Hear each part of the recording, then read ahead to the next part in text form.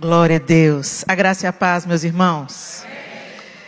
Eu não vou ser redundante, é tudo isso que o João disse, foi um tempo muito precioso, nós cremos que preparado pelo Senhor, né? Para a igreja que se reuniu aqui, para as visitantes que estiveram conosco, e sem dúvida nenhuma, eu posso falar pela Êxtila, pela Silvana também, Deus preparou esse tempo para nós três também, né? Que coisa maravilhosa, como nós recebemos, eu recebi muito, muito, muito, muito. O Senhor é bom. E Ele é abundante, então Ele quer nos dar mais uma porção hoje. Obrigada a você, homem, que liberou a sua esposa para estar aqui com a gente. Obrigada a você, homem, que serviu nos bastidores. Como nós precisamos de vocês, né? As mulheres aí fora falam que não precisam de homem. Não contem com o meu apoio sobre isso. Nós precisamos totalmente de vocês, e é lindo como Deus constrói as coisas. Nós precisamos uns dos outros, né? Não apenas os homens das mulheres, as mulheres dos homens, mas o corpo de Cristo é feito de homens e mulheres que precisam uns dos outros e que trabalham juntos pelo mesmo reino. Amém? Eu queria compartilhar com vocês hoje uma palavra que está lá em Mateus, capítulo 21. Nós vamos ler do 18 ao 20. E vamos ler outros textos também.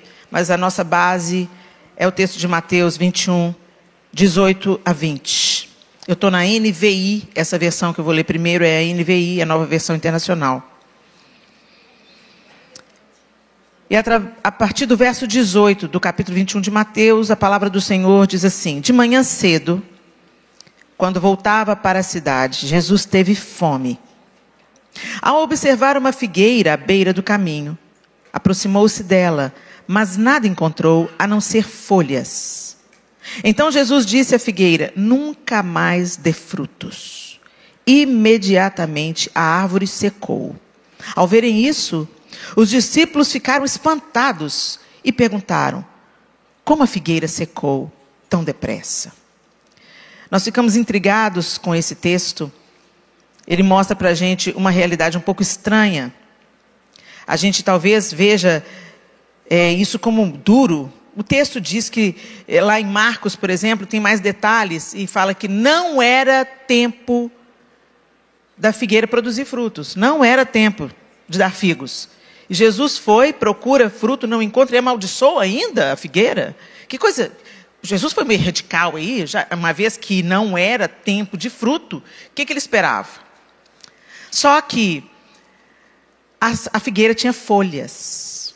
E embora não fosse ainda a estação de figos, quando a figueira apresentava folhas, significava que pelo menos um fruto verde podia ser achado. Pelo menos frutos mirradinhos e verdes já poderiam ser achados ali entre as folhas. Então, apesar de não ser estação, ela tinha folhas. E essas folhas eram um indicativo que teriam frutos verdes ainda, pequenos ainda, mas existiriam frutos. E quando Jesus vai procurar esses frutos, porque teve fome, não encontrou. E parece uma coisa desconexa, mas aqui em Mateus a gente vê a continuação. Jesus tinha ido a Jerusalém, e foi aquele episódio que ele se depara com os cambistas, fazendo da casa do Senhor lugar de compra, venda, abuso financeiro. Usavam a religião, os religiosos usavam a religião para embolsar dinheiro, para explorar os pobres. E Jesus, quando se deparou com aquilo, vem sobre ele a ira do alto, e ele derruba aquelas mesas, ele vira aquelas mesas dos cambistas, e ele fala: a casa do meu pai será chamada casa de oração. Vocês não vão contaminar o lugar que é feito para adoração. E nesse mesmo contexto, ele vem falando sobre a figueira. E a gente enxerga isso como um ato profético. Da mesma maneira como Oséias, por exemplo, desposa Gomer, que era uma prostituta. E ele começa a andar com Gomer como seu marido. E as pessoas: como assim você está tomando essa mulher prostituta, adúltera, como esposa? Ah, vocês estão achando que ela é adúltera, prostituta, e que ela não merece ser tomada por esposa? Pois é exatamente assim que Deus está nos vendo. Está te vendo, Israel? É exatamente assim. Deus está tendo misericórdia de nós, mas vocês, nós, Israel, andamos como prostitutas, como adúlteros, adorando outros deuses. Então, a gente sempre vê as questões da Bíblia expondo, né? Desce à casa do oleiro, né? Sempre tem essa dramatização.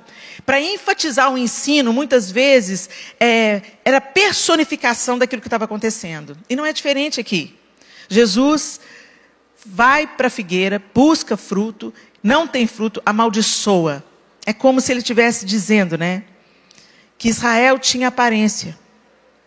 Que Israel carregava a Torá, a lei. Israel sabia de tudo. Mas não estava discernindo um palmo diante do nariz, principalmente a elite religiosa.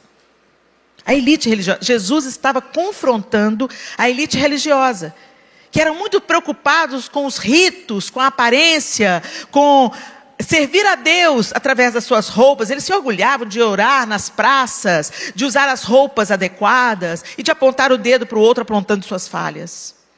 Mas Jesus estava denunciando que Israel tinha aparência, mas não dava fruto. Não tinha fruto de justiça, não tinha fruto de arrependimento, não tinha fruto de uma fé verdadeira, genuína. E quando ele amaldiçoa, ele está decretando mesmo juízo sobre aqueles que parecem, mas não são. Se a gente vai ler os evangelhos, gente, a gente vai vendo que a única vez que a gente vê Jesus falando palavras duras é contra a hipocrisia. Não é nem contra a religiosidade, é contra a hipocrisia. Parece, mas não é. Tem verniz, tem fachada. Parece que tem fruto, mas é só folha. E quando Jesus, então, diante desse contexto, faz isso, ele está falando, ele está evidenciando que Israel falhou. O sistema religioso de Israel falhou em reconhecer o Messias, em expressar a santidade de Deus. Aí eu me lembro imediatamente de um outro texto, que também fala de uma figueira, que está lá em Lucas 13, de 5 a 7. Lucas 13, de 5 a 7, você não precisa abrir, é só ficar atento. O texto diz assim: então contou esta parábola. Um homem tinha uma figueira plantada na sua vinha. Foi procurar fruto nela, mas não achou nenhum. Por isso disse ao que cuidava da vinha: já faz 3 anos que venho procurar fruto nessa figueira e não acho. Corte-a. Por que deixá-la ocupar a terra? O homem respondeu: Senhor, deixe-a por mais 1 ano, e eu cavarei ao redor dela e adubarei. Talvez dê fruto no futuro. Caso contrário, corte-a. E isso também nos lembra de João 13, quando Jesus fala: eu sou a videira, vocês são os ramos. Eu sou a videira verdadeira, vocês são os ramos. O meu pai é agricultor. Se alguém estando em mim der frutos, ele poda. E se alguém estando em mim não der fruto, ele corta. A poda é para que dê mais fruto, para que vá além. Agora, ser cortado só serve para ser queimado. E Jesus, ele enfatiza muito esse ensino. Mais uma vez, nessa parábola, ele está evidenciando que Deus vem buscar nos seus filhos, nas suas figueiras, fruto. Mas não encontra. E ele fala: já tem 3 anos que eu estou vindo buscar e não encontro. Corte. Mas aí tem um intercessor que fala: dá mais 1 ano. Dá mais 1 ano. Deixa eu preparar a terra ao redor dela para ela dar fruto. Se não der, aí o Senhor corta. O Espírito Santo faz isso conosco. Jesus faz isso conosco todo o tempo. Ele sempre está trazendo alguém para trazer uma palavra, um ensino, para trazer à nossa memória o que nós esquecemos, para enfatizar algo que o Senhor já te falou, através dos anjos da casa, através do pastor, da pastora, da líder de mulheres, do líder de homens, dos acampamentos, todo investimento que é feito numa igreja local. Mas às vezes Deus traz a gente lá do Brasil, para chegar aqui e falar a mesma coisa que os pastores de vocês ensinam. Mas porque o Senhor está falando, presta atenção, você está ouvindo a mesma coisa de gente diferente. Em verdade, eu te digo. O problema é que muitas vezes nós ouvimos, mas isso não vira prática. Isso não vira vida. E aí a gente produz folhas. A gente vem para a igreja. A gente usa a roupa adequada. A gente tem até o crentez, né? A paz do Senhor. Sangue de Jesus tem poder. Sangue e fogo. Santo de Israel. A gente fala umas coisas que o pessoal que não tem conexão nenhuma com a religião ou com a fé, pensa assim, que esse povo é doido.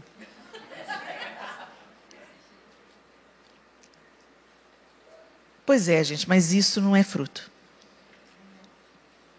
Durante muitos anos eu estive na igreja com folhas.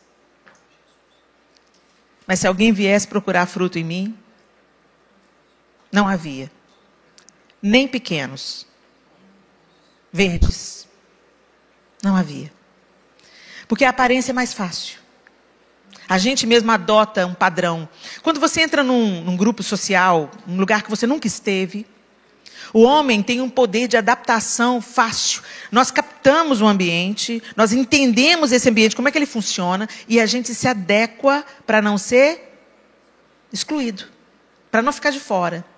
Então é uma coisa quase que inconsciente. Você entra num ambiente, se todo mundo está de saia, e você observa que todas as mulheres estão de saia, na primeira semana você vem de calça, está tudo bem. Na segunda semana você vem de calça, está tudo bem. Mas na terceira semana você não aguenta mais vir de calça, você vem de saia para não se sentir...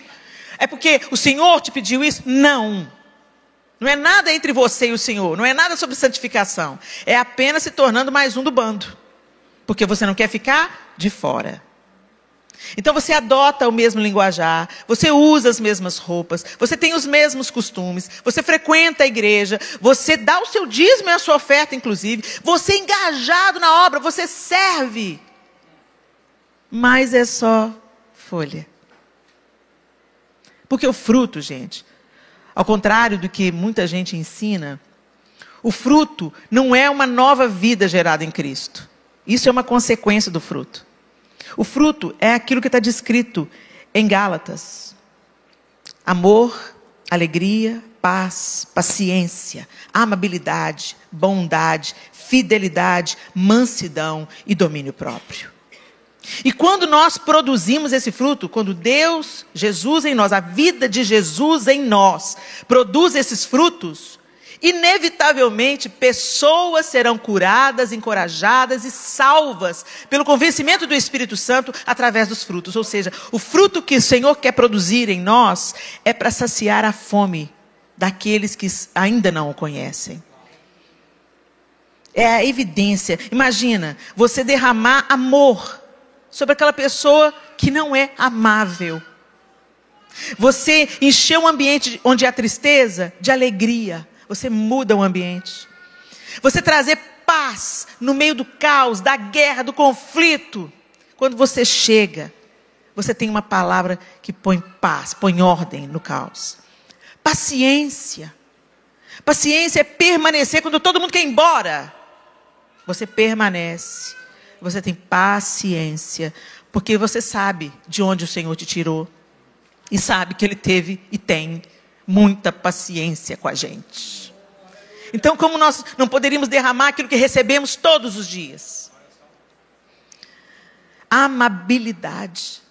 Sabe o que é amabilidade, gente? Gentileza. Nós deveríamos, produzindo o fruto do Espírito, sermos gentis. E não só onde você é visto e querido, mas nos ambientes hostis, onde Deus te leva. É fácil a gente ser gentil com quem pensa igual a gente. É fácil a gente ter palavras doces com quem professa a mesma fé que nós professamos. Que caminham conosco, são irmãos em Cristo. É fácil. Você ser, por favor, obrigada, com licença. Aqui nos Estados Unidos, eu aprendi uma coisa tão linda que vocês têm aqui, que os americanos têm, ensinaram. Espero que vocês estejam aprendendo como comunidade brasileira. Vocês têm os cartões de gratidão, né? Então, quando acontece alguma coisa, você recebeu alguma coisa, você manda o cartão, thank you. Obrigado pelo seu carinho. Uma coisa que a gente viu quando meu irmão estava se formando, ele veio para os Estados Unidos para estudar, estudou em Oklahoma, na Oral Roberts. E quando ele se formou, e assim, meu irmão passou muita luta, muita dificuldade para concluir o curso. Ele fez mestrado em aconselhamento pastoral. E só a gente sabe a jornada que ele teve que percorrer para receber aquele diploma. E foi um dia muito feliz que a gente viu o Alexandre não apenas recebendo um diploma, um brasileiro recebendo o diploma numa universidade americana, já é uma vitória muito grande. Mas ele foi o orador da turma dele. E ele formou com honra. Então, assim, puxa vida, a gente vê a manifestação da graça, da misericórdia, da bondade do Senhor. E o Alexandre é uma das pessoas mais gentis que eu conheço na vida. Meu irmão, não é porque é meu irmão, não. Ele é muito melhor do que eu. Ele é atento, ele é gentil. Eu me lembro que, na última vez, uma das últimas vezes que ele esteve no Brasil, foi um pouco antes do falecimento da minha avó. E ele falou assim, nós temos que passar, Alexandre, vamos para o aeroporto. Não, mas a gente tem que passar na casa da vovó Rosa. Alexandre, não dá tempo de passar na casa da vovó Rosa. Tem que dar. Passa na casa da vovó Rosa. E ele chega e começa a assoviar no portão e minha avó não escuta. Ele bate no portão e minha avó não escuta. Ele pula o portão, que ele fazia questão de dar um beijo na minha avó, declarar o amor dele, dar um abraço nela. Ele não sabia, era a última vez que ele estava fazendo isso.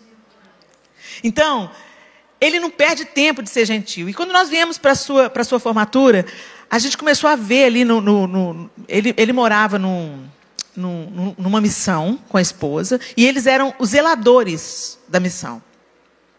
Então, tinha um quadro do lado da porta do apartamento que ele morava, que era tipo assim, um quadro de avisos, né? Ali, para aquelas pessoas que frequentavam a missão. E aquele quadro estava cheio de envelopes com o nome do Alexandre. Eu falei assim, uau, Alexandre, o que é isso? Cartinha? Ele falou assim, mais do que isso. E quando ele abria os envelopes, cheques. Oferta. Por quê? Porque ele estava se formando. Generosidade, gentileza, amabilidade. E como isso toca a gente? Minha cunhada, uma amiga querida dela, adoeceu com câncer. Todas as amigas da Rosana se revezaram em oração e em serviço doméstico. Cada dia da semana era o dia de uma delas. Lavar, aspirar, cozinhar, para que o marido e as filhas estivessem todos resguardados e a Rosana pudesse se concentrar em se recuperar. A Rosana foi chamada pelo Senhor. Mas a marca que ela levou do amor, através da amabilidade daquelas mulheres, com certeza, a preparou para o grande encontro com o Senhor. A amabilidade é uma coisa que está em extinção hoje. As pessoas são tão duras, tão grosseiras, ainda mais com o advento da internet, é todo mundo sem rosto. Aí, aquelas palavras ofensivas. Tem gente que já tirou a vida por causa de palavras que foram liberadas na internet. E as nossas palavras, meu irmão, minha irmã, quando nós estamos em Cristo, elas devem ser permeadas de gentileza. Você pode ser duro, você pode chamar a atenção, você pode repreender, mas faça isso como você gostaria de receber. Fala com amor, fala com carinho, cuida do tom da sua voz. Amabilidade, bondade, que também está diretamente ligado à amabilidade. Faça o que é certo, faça o que é bom. E, gente, nós não somos bons. A gente pensa que é. A gente pensa que, sem estar enxertado na videira, a gente é bom. Não é não. Eu lembro quando a gente assistiu. E quando é que eu descobri que eu não era boa, gente? Eu fui assistir Noé, aquele filme, Herege. Quem aqui assistiu Noé? Aquele filme cheio de influências que não eram a Bíblia. E eu não estava na expectativa de ir assistir um filme bíblico. Né? Eu sabia que o autor do filme tinha buscado em outras fontes. Então eu sabia que não era apenas a Bíblia, né, o argumento para fazer aquele filme. Então eu já estava preparada para ver umas heresias lá no filme, umas coisas bem absurdas. Mas nenhuma delas me chocou, porque eu já estava esperando isso mesmo. Muito pelo contrário, Deus usou aquele filme para falar comigo que eu não era boa. Tem um diálogo no filme que Noé chega à conclusão de que Deus queria salvar os animais. Não ele e a família. E aí ele fala assim, eu agora entendi. Não é a gente que Deus quer salvar, não. Deus quer salvar os animais. Aí a mulher dele fala assim, não, Noé, você é um homem justo e bom. E a Bíblia fala isso. Noé era um homem justo e bom. Ele andava com Deus. Um homem legal, muito especial. Pois é, não era um homem justo e bom. Só que, aí ele fala assim, não somos bons, não. Olha para Sem. E ele começa a descrever o caráter de Sem. As características, os desvios de caráter de Sem. Olha Cã. Ele é isso, isso, isso, ele fala isso, isso, isso. Olha Jafé, ele é isso, isso, isso. E a mãe vai ficando assim com o olho arregalado. E olha para você. Você mataria por qualquer um deles. Aí eu falo assim, e eu? Eu mataria. Para defender um filho? Eu mataria. Vocês entenderam? Deus matou o filho dele. Mas nós mataríamos para não matar os nossos filhos. E isso dá para a gente só uma pitadinha. Não, Helena, mas isso não é verdade. A gente tem lampejos de bondade. Pois é, os lampejos de bondade que você tem é o Espírito Santo que produz em você. É Deus, é a essência, é o sopro. Mas eu conheço gente que não crê em Jesus e que é bom, sim. Mas carrega o fôlego original. O design original. Apesar do mundo estar em queda, o homem recebeu o sopro de Deus nas suas narinas. Agora, o nosso coração essencialmente é mau. Nós não podemos salvar a nós mesmos. Por isso, Deus amou o mundo de tal maneira que Ele deu o seu Filho, para que todo aquele que nele crê não morra, mas tenha vida eterna. Porque nós não éramos capazes de salvar a nós mesmos. A gente fica um bonzinho 24 horas, nas 48 horas a gente já está querendo dar voador em um. A gente se esforça para ser bom, mas quando entra aquela pessoa na sua vida... E a gente arruma todas as justificativas. Não, mas ele é abusivo. Não, mas ele é criminoso. Quantas orações secretas a gente faz? Oh Deus, salve e promove. Apressa-te, Senhor, tira a vida. Ô, gente, às vezes a gente não fala com a boca, mas a gente deseja no nosso coração quando você vê a injustiça mandando, quando você vê coisas erradas acontecendo, gente simples, inocente, sofrendo. Aí você quer matar quem causou tudo isso. Só que você é crente. Você não pode matar. Aí você deseja a morte. Já matou. Porque Jesus fala que só da gente querer matar, a gente já matou. A gente querer adulterar, a gente já adulterou. Ou seja, o Senhor subiu o padrão da lei, sabe? A gente fala, não vivemos mais sob a lei. É, minha filha, agora você vive numa régua mais alta. Para evidenciar que nós não conseguimos. Para evidenciar que nós somos insuficientes através da nossa própria vontade e que nós precisamos estar enxertados nele, para que ele, a vida dele, produza em nós fruto. Mas a gente às vezes confia na nossa própria raiz, na nossa própria natureza. E na primeira crise, a gente derrama daquilo que a gente está cheio. Fidelidade. Fidelidade. Fidelidade ao Senhor acima de todas as coisas. E se você é fiel ao Senhor acima de todas as coisas, você será fiel ao seu cônjuge. Você será fiel no cumprimento dos mandamentos. Você terá uma palavra só, você será fiel. Não precisa de documento escrito. O que um crente fala deveria ser um documento. Mas não é, né, gente? Quantas vezes nós mentimos, enganamos para nos livrar? E eu sei, gente, que muitos aqui estão numa situação difícil, desafiadora. Mas eu quero te falar, semeie o que você quer colher. Ame essa nação. Pague seus impostos. Faça o que é certo. E peça ao Senhor, Senhor, abre uma porta para eu estar nesse lugar legalmente. Abre uma porta para mim, Senhor. Porque o Deus a quem eu sirvo é poderoso para fazer infinitamente mais. Mas a gente não acessa as bênçãos de Deus e ainda amaldiçoa o lugar de onde nós tiramos o pão. Isso não é fidelidade. Deus às vezes está sendo fiel em te manter aqui, mesmo numa situação complicada. Deus tem te dado livramento, Deus tem te dado oportunidade.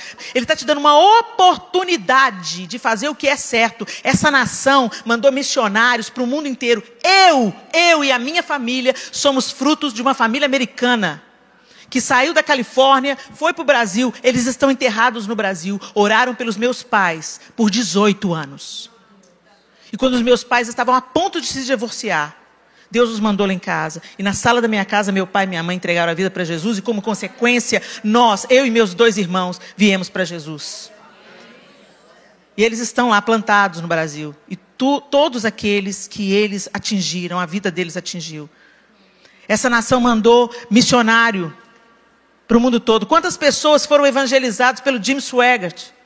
Nos cultos, no sábado, que era transmitido pela televisão.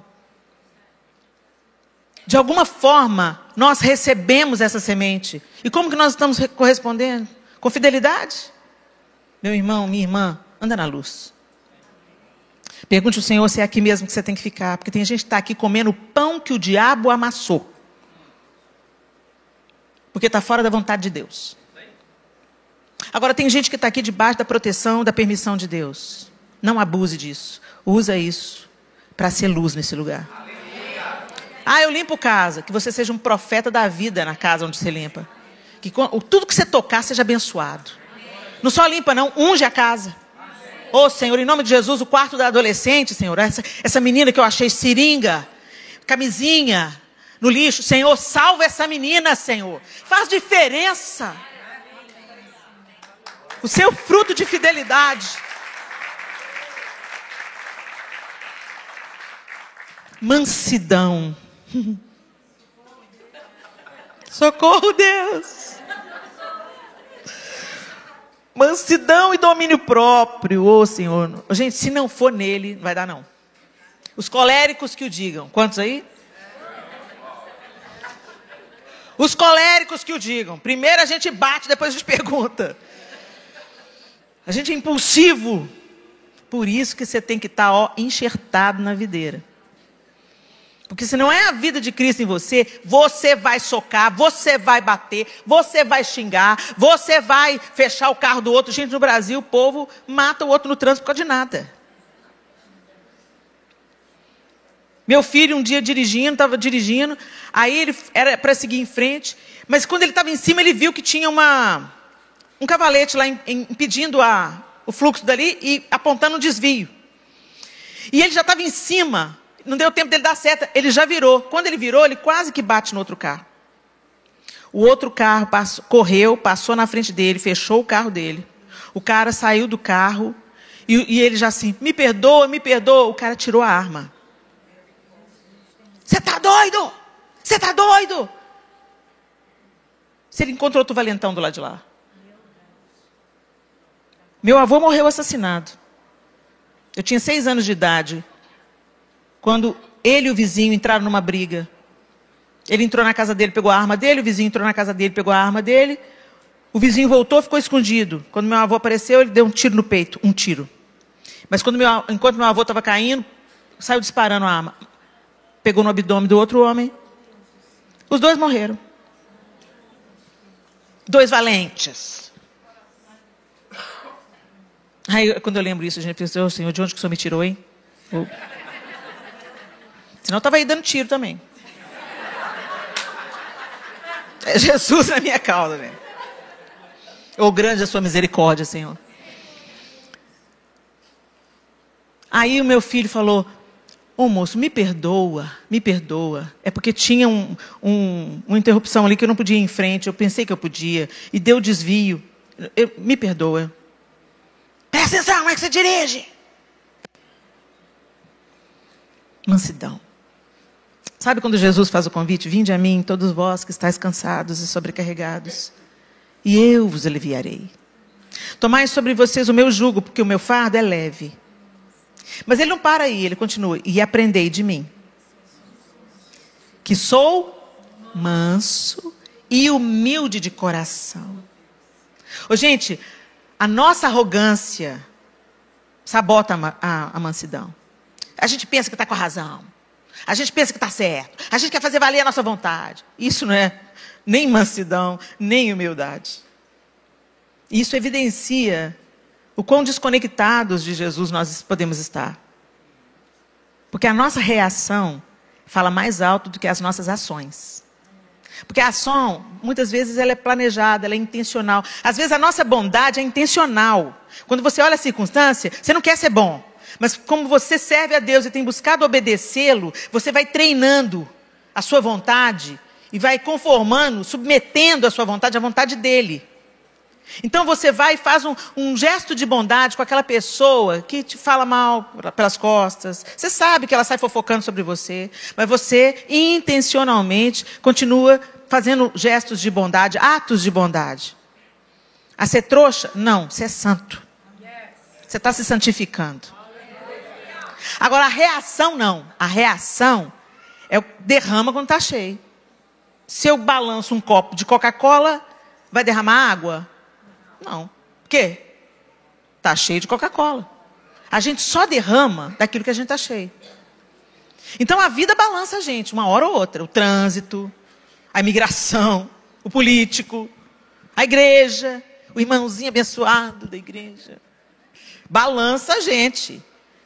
E o jeito que se reage vai revelar em que pé que está o seu relacionamento com Jesus. Porque é fácil a gente ter folha. Mas fruto é outro papo. Nós não podemos produzir frutos em nós mesmos. Na carta aos Hebreus, o autor de Hebreus, ele diz lá no capítulo 5, a partir do verso 11, ele está trazendo uma advertência. Embora o livro a carta seja aos Hebreus, não há uma clareza sobre a quem foi enviada aquela carta. Os estudiosos acreditam que aos judeus que estavam se convertendo ao cristianismo. Então, aqueles judeus que estavam se convertendo ao cristianismo, eles estavam sofrendo muita pressão. Muita pressão. É como se eles estivessem negando o Deus de Israel. Na verdade, não era. Eles estavam aceitando o Messias que Deus tinha enviado a Israel. Mas eles eram vistos, perseguidos, açoitados, e muitos deles estavam, essa carta provavelmente à comunidade em Roma, que foi escrito, onde tinha uma grande comunidade de judeus que estavam convertidos ao cristianismo, e eles estavam sofrendo grande pressão. E muitos querendo desistir e voltar às práticas do judaísmo.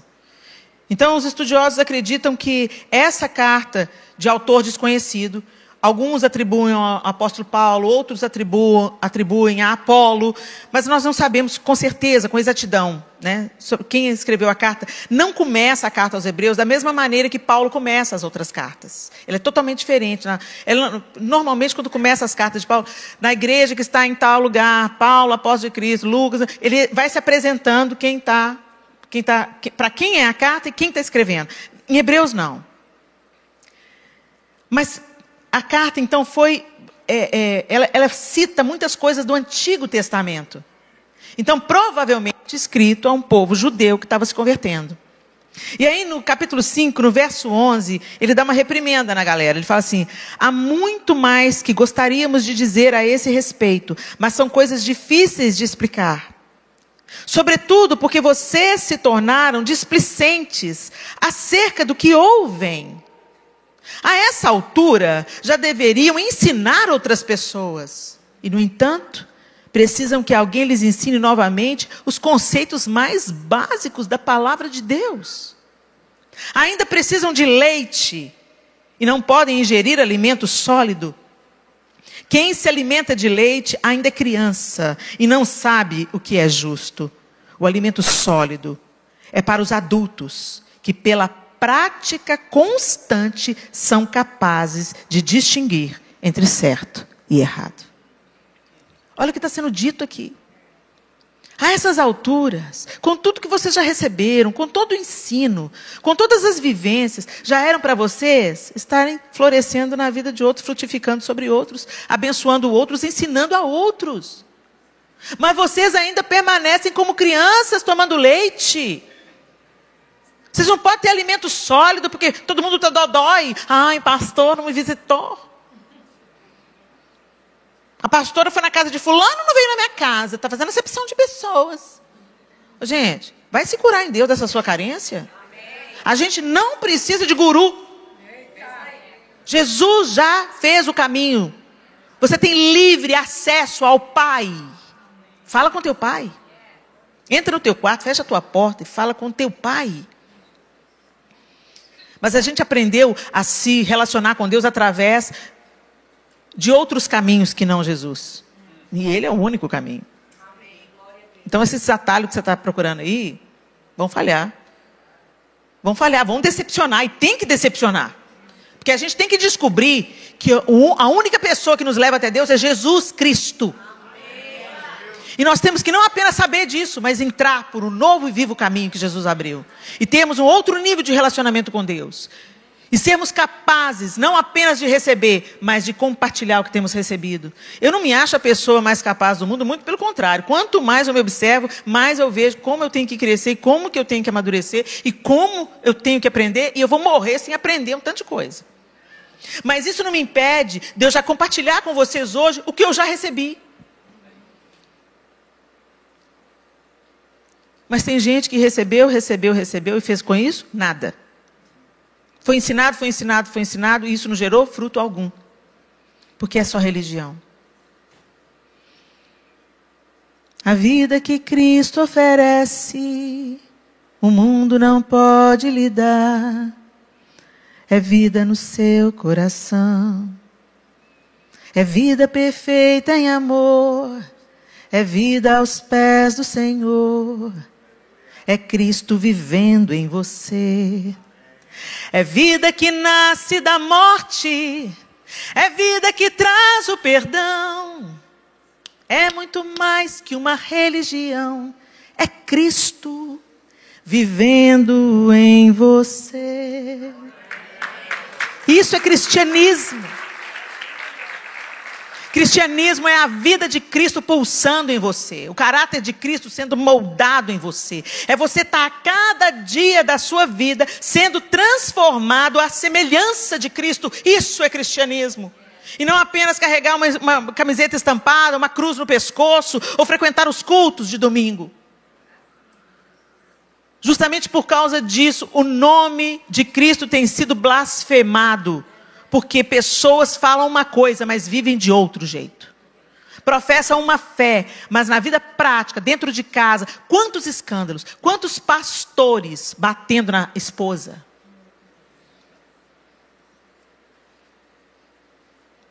Quantos pais abusando crianças. Quantas mulheres movidas por Jezabel. Manipulação. Má influência, murmuração, rebelião. Mas no domingo todo mundo põe a Bíblia debaixo do braço. Vamos cultuar ao Senhor. A paz, a paz. Vem todo mundo no carro, pede guerra. Cala a boca, você não manda em mim. Quando chega na porta da igreja, máscara. A paz. Os filhos ficam assim, hã? Eu quero a minha mãe lá da igreja. Eu quero meu pai lá da igreja. E quantos filhos estão fora do evangelho? Porque cresceram vendo o pastor, o diácono, o obreiro, sendo comido a milanesa no almoço de domingo. Você viu fulano? Cuidado. Gente, quem a gente é de fato é quem a gente é em casa. No conforto da intimidade. No conforto da intimidade as máscaras caem. E é lá que aparece quem nós realmente somos.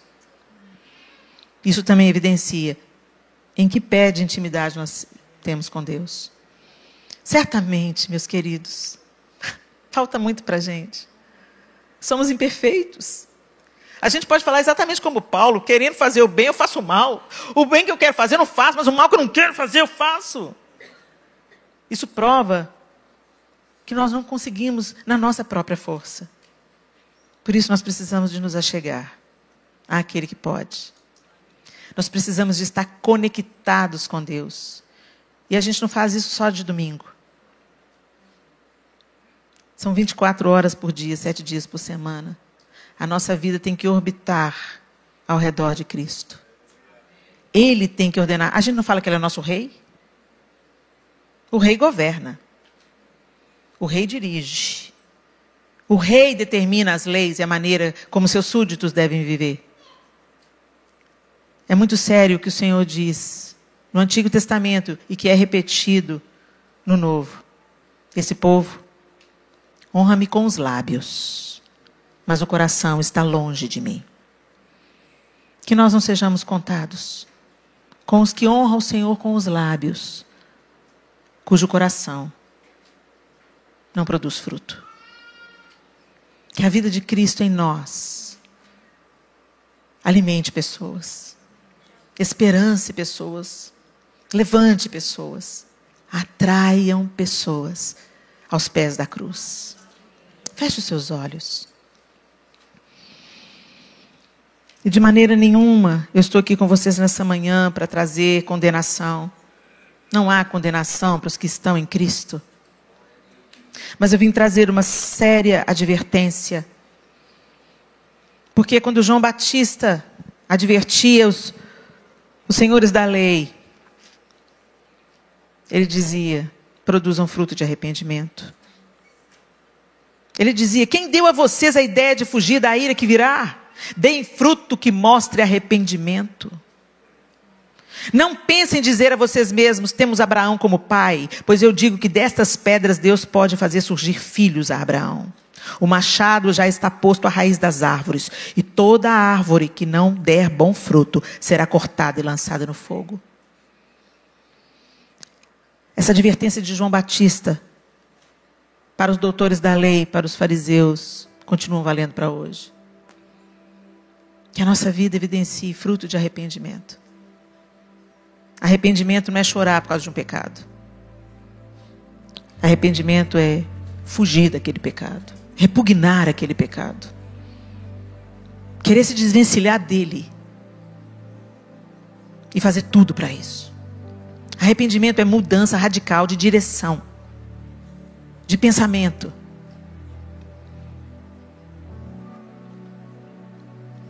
Fruto de arrependimento é uma vida transformada.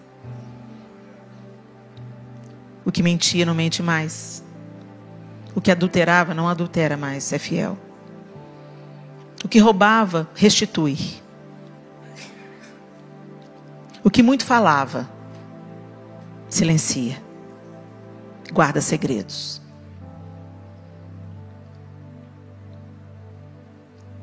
Ó Senhor. Sem o Senhor nós não podemos fazer coisa alguma. O Senhor disse isso em João 15 e a gente sabe que o Senhor estava falando sério.